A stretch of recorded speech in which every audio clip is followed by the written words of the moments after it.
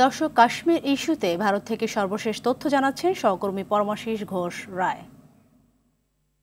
পাকিস্তানের সমস্ত রাজনৈতিক দল গতকাল একটি বৈঠক করেছে। সেই বৈঠকে তারা ঘোষণা দিয়েছে সংবাদ সম্মেলন করে যে ভারত যদি এর বিরুদ্ধে কোনো আগ্রাসনমূলক ভূমিকা গ্রহণ করে সেই জায়গায় কিন্তু পাকিস্তান একেবারে সর্বোচ্চ ক্ষমতা দিয়ে সে তাকে রুখতে প্রস্তুত। এ বিষয়ে সেখানকার জনসংযোগ পাকিস্তানের আন্তঃবাহিনী জনসংযোগ পরিদপ্তরের মহাপরিচালক লেফটেন্যান্ট জেনারেল আহমেদ শরীফ চৌধুরী ও পাকিস্তানের তথ্যমন্ত্রী আতাউল্লাহ তারা কিন্তু সংবাদ সম্মেলন করে একথা জানিয়ে দিয়েছেন ইতিমধ্যেই, এবং তারা সমস্ত রাজনৈতিক দল মিলে কিন্তু একটু ফ্রন্টও গঠন করেছে। তাদের একেবারে সিদ্ধান্ত হয়েছে সর্বোচ্চ শক্তি দিয়ে কিন্তু ভারতের বিরুদ্ধে পাকিস্তান লড়বে।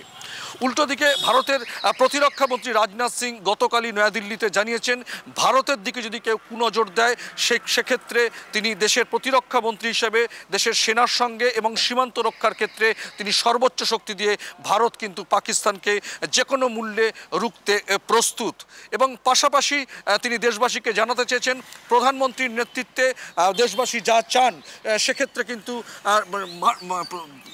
দেশের প্রতিরক্ষা দপ্তর সে কাজই করবেন। এবং প্রতিরক্ষা মন্ত্রীর পাশাপাশি প্রধানমন্ত্রীও কয়েকদিন আগে দেশের 3 সেনাবাহিনীর সঙ্গে বৈঠকে করে এই সন্ত্রাসবাদ মোকাবিলায় কিন্তু সেনাবাহিনীকে একেবারে খোলা স্বাধীনতা দিয়েছে।